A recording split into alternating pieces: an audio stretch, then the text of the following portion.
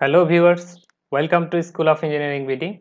আজকে আপনার জন্য আজকে আপনাদের জন্য কি নিয়ে এসেছি আপনারা বোর্ডের দিকে তাকিয়ে বুঝতে পারছেন। গত ডেস্কোর উপসহকারী প্রকৌশলীর পরীক্ষায় এই প্রশ্নটি এসেছিল। তো আমি বিভিন্ন গ্রুপের মাধ্যমে জানতে পেরেছি এবং অনেকেই আমাকে ইনবক্স করেছেন যে প্রশ্নটি সমাধানের ব্যাপারে। অপমের এই চিত্রটি অনেকের সাথেই অপরিচিত, যদিও আমার ভিডিওতে আমি পূর্বে এই ধরনের চিত্র আপনাদেরকে দেখাইনি। তো আমার মনে হয়েছে যে এই জিনিসগুলো নিয়ে একটু আলোচনা করা উচিত আপনাদের সাথে, সেজন্যই এই প্রশ্নটি এবং এর সাথে সম্পর্কিত আর বেশ কয়েকটি জিনিস ভবিষ্যতে যদি এটার আশপাশে কোনো ধরনের প্রশ্ন হয় আপনারা যেন প্রবলেমে না পড়েন, এই অসুবিধা দূর করার জন্যই আমি আপনাদের সামনে ভিডিওগুলা তুলে ধরার চেষ্টা করব। তো আজকের ক্লাসটি এবং পরবর্তী আরো দু একটি ক্লাস অপএমের উপরে চলবে। তো এর পরবর্তীতে আমরা ধারাবাহিক আমাদের পূর্বের এসি ফান্ডামেন্টালে ফিরে যাব। চলুন তাহলে দেখিনি আজকে অপএমের ক্লাসটি। তো যে প্রশ্নটি পরীক্ষায় এসেছিল এটা হচ্ছে এই ধরনের। তো এখানে আমরা দেখতে পাচ্ছি +2 ভোল্ট, এটা হচ্ছে -2 ভোল্ট, দুইটা অ্যামপ্লিটিউড দেওয়া আছে, এটা ইনপুট ভোল্টেজ। আর এখানে একটা রেজিস্ট্যান্স অফ গ্রাউন্ড আরজি দেওয়া আছে, আর এই ধরনের একটা অপএম সার্কিট ছিল। তো অপএমের ম্যাট্রিক করার আগে এই অপএমের বেসিক সম্পর্কে বুঝতে হবে। অপএমের এর আগে আমরা ক্লোজ লুপ ভোল্টেজ গেইন যেটাকে বলবো আমরা, দেখুন আমরা এই ধরনের উপরে একটা ফিডব্যাক রেজিস্টর দিয়ে যে অঙ্কগুলা করেছি কিংবা নিচে ফিডব্যাক রেজিস্টর দিয়ে যে অঙ্কগুলা করেছি ওগুলাকে বলা হয় ক্লোজ লুপ ভোল্টেজ গেইন। তো ক্লোজ লুপ ভোল্টেজ গেইনের অঙ্ক করে করে আমরা অনেক দূর পর্যন্ত এগিয়েছিলাম, কিন্তু এই যে অঙ্কটা এসেছে এটাকে বলা হয় open loop voltage gain. Open loop voltage গেইনের অঙ্ক, দ্যাট মিনস দেখুন ইনপুটের সাথে আউটপুটের কোনো সম্পর্ক নাই, অর্থাৎ এই ইনপুটগুলা কোনো একটা ফিডব্যাক রেজিস্টার দিয়ে আউটপুটে যাচ্ছে না। তো এই অবস্থায় আমরা এটাকে বলবো ওপেন লুপ। তো ওপেন লুপ ভোল্টেজ গেইন যদি বের করতে বলে সেক্ষেত্রে আউটপুট বাই ইনপুট, কিন্তু আউটপুট এবং ইনপুটের মধ্যখানে কোনো ধরনের রেজিস্টার থাকবে না। তো এই ধরনের অঙ্কগুলো যদি আসে তাহলে আপনারা কি করবেন আমি স্টেপ বাই স্টেপ বর্ণনা করব, মনোযোগ সহকারে খেয়াল করুন। তো জিনিসটা হচ্ছে এরকম, প্রথমে আমরা বুঝি যে কম্পারেটর কি জিনিস। সে এই ধরনের আমার কাছে একটা অপএম আছে, ইনপুটের দুইটা টার্মিনাল, একটা হচ্ছে ইনভার্টিং একটা হচ্ছে নন ইনভার্টিং।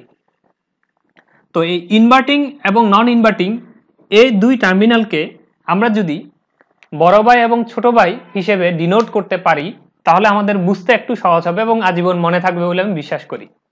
সে এই পজিটিভ টার্মিনালকে আমরা সবসময় বলবো বড় ভাই, আর পজিটিভ মানে নন ইনভার্টিং কিন্তু মনে রাখবেন, আর নেগেটিভ মানে হচ্ছে ইনভার্টিং, এটাকে বলবো ছোট ভাই। তো স্বাভাবিকভাবে একটা ঘরে বড় ভাই সবসময় বড় থাকে আর ছোট ভাই সবসময় ছোট থাকে, এটাই স্বাভাবিক। কিন্তু তার যদি ব্যতিক্রম ঘটে তখনই হয় সমস্যা। মনে করেন বড় ভাই, দ্যাট মিনস নন ইনভার্টিং, আমি এখানে লিখছি NI মানে হচ্ছে non inverting, is greater than or equal to inverting, output is plus V set. এই জিনিসটা কি আমি বলতেছি আপনাদেরকে, আউটপুট লজিক 1, মূলত আউটপুট লজিক বলবো হাই বা 1 মানে হচ্ছে আউটপুটে আমরা একটা ভোল্টেজ পাবো। কি ভোল্টেজ পাবো ব্যাখ্যা করছি আমি, আপনারা আগে সূত্রটা দেখুন। Non inverting is less than inverting, output logic is equal to -V set. অর্থাৎ যখন নন ইনভার্টিং মানে হচ্ছে পজিটিভ টার্মিনালটা মানে বড় ভাইটা ছোট ভাইয়ের থেকে বড় হবে অথবা মিনিমাম সমান হবে, ওই অবস্থায় আউটপুটে কি পাবো বি সেট। বি সেট মানে হচ্ছে দেখুন এই অপেমটাকে কাজ করানোর জন্য আমরা পূর্বেই আলোচনা করেছি, আমার অপেম বেসিক ক্লাসটা যদি কেউ না করে থাকেন তাহলে সেখানে দেখবেন, সেটা করে আসবেন এবং সেখানে দেখবেন যে একটা অপেম নিজে নিজে কাজ করতে পারে না, অপেমকে কিছু খাওয়ার দিতে হবে, খাওয়ার যদি না দেন তাহলে কেউই পৃথিবীতে কাজ করে না। তেমনি এই অপেমকে একটা ইনপুট ভোল্টেজ দিতে হবে, অর্থাৎ অপেমকে কাজ করানোর জন্য ভোল্টেজ, যে ভোল্টেজকেই বলবো আমরা বি সেট, পজিটিভ এবং নেগেটিভ বি সেট, যেটাকে চিত্রে এইখানে দেখানো হয়ে থাকে। যদি এইখানে না দেখানো হয় এই দুইটা দাগ দিয়ে, তার মানে আপনারা বুঝে নেবেন যে অপেম তো আর নিজে নিজে কাজ করতে পারে না, তাকে আসলে ইনপুট দেয়া আছে এখানে। দ্যাট মিনস এইখানে আসলে প্লাস ভি সেট দেওয়া আছে এবং এই টার্মিনালে -V সেট দেওয়া আছে বাই ডিফল্ট, এটা কল্পনা করে নিতে হবে আপনাকে। তো বড় ভাই যদি বড় হয় আর ছোট ভাই যদি ছোট হয়, দ্যাট মিনস নন ইনভার্টিং যদি বড় হয়, ইনভার্টিং যদি ছোট হয়, সেই ক্ষেত্রে এই আউটপুট টার্মিনালে এই input voltage that means plus B সেটটা এইভাবে করে ঘুরে গিয়ে আউটপুটে বের হয়ে যাবে, আউটপুটে বের হবে। তো তার যদি উল্টা ঘটনা ঘটে, যদি ছোট বাইটা বড় হয়ে যায়, সেই ক্ষেত্রে এই পজিটিভ বি সেটটা না গিয়ে এই নিচের নেগেটিভ বি সেটটা আউটপুটে যাবে। এই হচ্ছে অপেমের মূল লজিক। তাহলে আমরা এটার ওভারভিউ দেখি।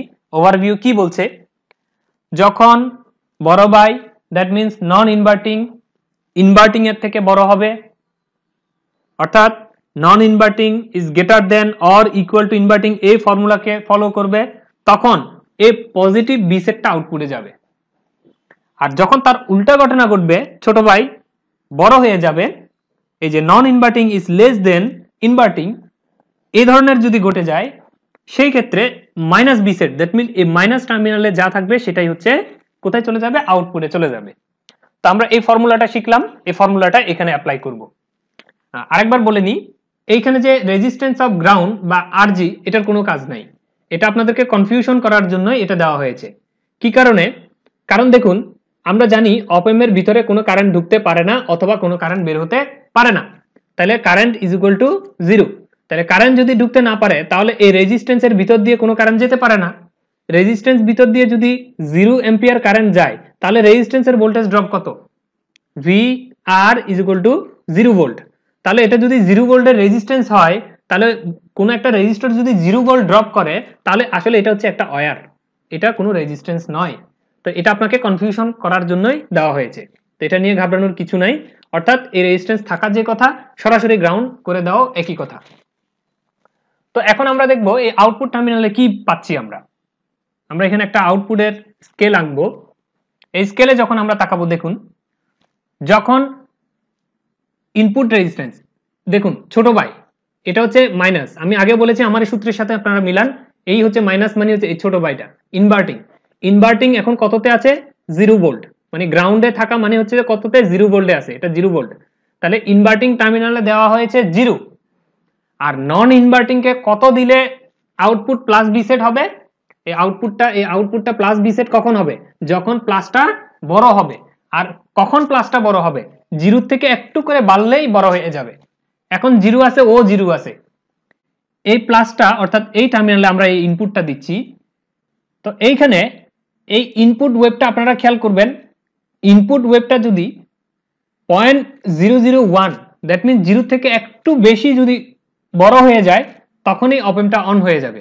অন হয়ে যাওয়া বলতে আমি বুঝাচ্ছি এ প্লাস বি সেট আউটপুটে চলে যাবে। তো প্লাস বি সেট যদি আউটপুটে চলে যায়, তখন দেখুন এটা যত বড় হতে থাকবে, এই অপ এম্প তো অন, অপ এম্পটা একবার অন হয়ে গেলে সে সবসময় প্লাস বি সেটটাকে দিতে থাকবে।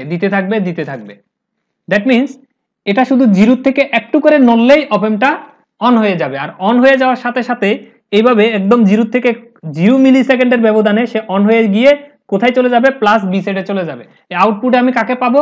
এই আউটপুটে যদি আমি মিটার দিয়ে ধরি, তাহলে এই প্লাস বি সেটকে দেখতে পাবো। আর এই প্লাস বি সেটকে যদি আমরা আউটপুটে দেখতে পাই, সেটাই আমরা এই আউটপুট ওয়েভ ফর্মে এই প্লাস বি সেটের ভ্যালু যা হবে সেটাই আমরা দেখতে পাবো। তাহলে এটা কখন ঘটবে? এই অনটা কখন হবে? যখন এখান থেকে 0 থেকে হালকা করে যাত্রা শুরু করার সাথে সাথেই এই অনটা হয়ে যাবে, এই অপ এম্পটা অন হয়ে যাবে। আর অন হয়ে যাওয়া মানে হচ্ছে প্লাস বি সেট আউটপুটে চলে যাওয়া। তাহলে প্লাস বি সেটে যদি সে 10 ভোল্ট থাকে, তাহলে 10 ভোল্টের ওয়েভ হবে এটা। আর প্লাস বি সেটে যদি 5 ভোল্টের থাকে, তাহলে এটা 5 ভোল্টের ওয়েভ হবে। তো আমরা বলতে পারবো না যে এটা কত ভোল্ট। তো এইভাবে কতক্ষণ চলতে থাকবে? এইভাবে এই ওয়েভটা যত উপরে থাকবে, উপরে আছে তার মানে এই অপ এম্প অন, এভাবে করে নামছে 0 হওয়ার ঠিক আগ মুহূর্ত পর্যন্ত এই জিনিসটা অন থাকবে, এইভাবে করে অন হবে।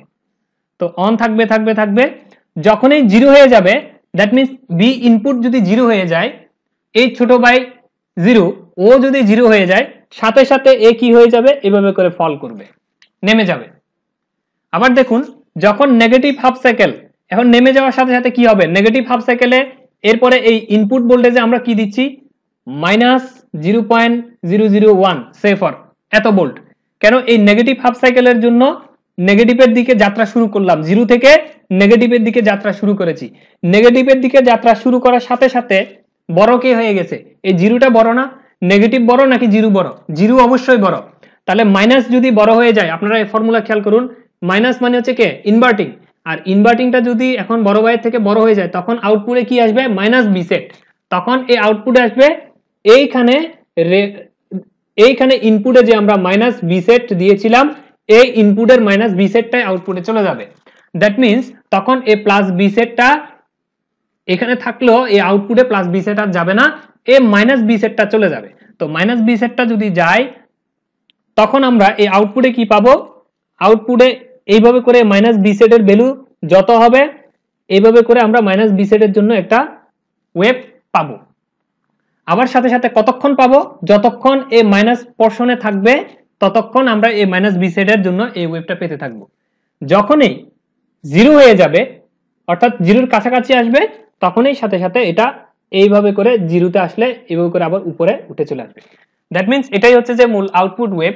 এই জিনিসটা আমরা এইখানে যে ইনপুটে 2 ভোল্ট এখানে নেগেটিভ 2 ভোল্ট এটার জন্য এখানে যে 2 ভোল্ট লিখবো, জিনিসটা আসলে তা নয়। এই ওয়েভটা নির্ভর করবে, এই ওয়েভটা কত নির্ভর করবে এখানে বি সেটের ভ্যালু কত মাইনাস বি সেটের ভ্যালু কত তার উপরে নির্ভর করবে। তো সেই কারণে আপনারা পরীক্ষার হলে এটাকে এইভাবে প্লাস বি সেট আর এটাকে মাইনাস বি সেট বলে লিখে দিবেন। আর এটা আউটপুট, এটা টাইমের রেসপেক্টে চলবে আউটপুট ওয়েভ। তো এইভাবে যদি লিখে দেন তাহলে অঙ্কটা হয়ে যাবে। তো নেক্সট, তো এটার ক্ষেত্রে কি হবে, সেম জিনিস। তো মনে রাখবেন অনেকে আমার এই জিনিসটা হয়তো বুঝতে একটু অসুবিধা হতে পারে যে এই জায়গায় তো কিছু দেখানো নাই, সেক্ষেত্রে আমরা কি বি সেট ধরে নিব। হ্যাঁ আসলে তাই করবেন আপনারা।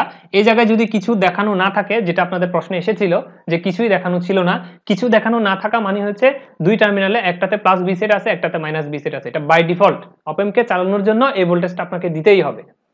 তো এটা এই জন্যই আপনারা ধরে নেবেন। তো এই ধরনের যদি সাইন ওয়েভ থাকে তখন কি করবেন, একদম সেম জিনিস। দেখুন এই চিত্রটা আর আগের চিত্রের মধ্যে কোনো পার্থক্য নাই, এই রেজিস্ট্যান্সের কোনো কাজ নাই। আর এইটাকে জাস্ট এইখানে ওপেন করে ইনপুট লিখে না দিয়ে এইভাবে একটা এখান থেকে ইনপুট সিগন্যাল যাচ্ছে বলে আমি সার্কিটটাকে দেখিয়ে দিয়েছি। অর্থাৎ এই জিনিস যা এটাও তা, এখানে খোলা রাখা যে কথা, এই ধরনের করে একটা সিগন্যাল এখান থেকে ঢুকছে এটা দেখানো একই কথা। এটা দেখে আপনারা কনফিউজ হয়ে যাবেন না।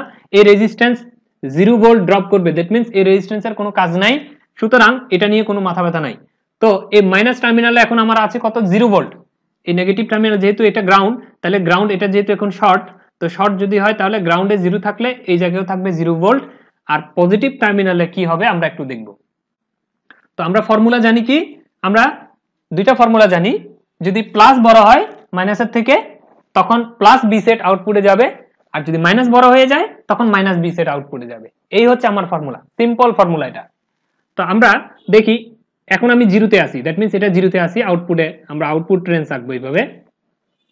তো জিরো থেকে একটু বড় হচ্ছি, যখনই জিরো থেকে একটু বড় হওয়া শুরু করলাম ইনপুটে তখন দেখুন এটা হচ্ছে 0, অর্থাৎ মাইনাস টার্মিনালে দিয়ে রাখছি 0, মাইনাসের থেকে প্লাসটা একটু করে বড় হয়েছে, তাহলে একটু করে বড় হওয়া মানে কি প্লাস বড় হয়ে গিয়েছে, আর প্লাস বড় হয়ে যাওয়া মানে হচ্ছে আউটপুট স্টার্ট হয়ে গিয়েছে।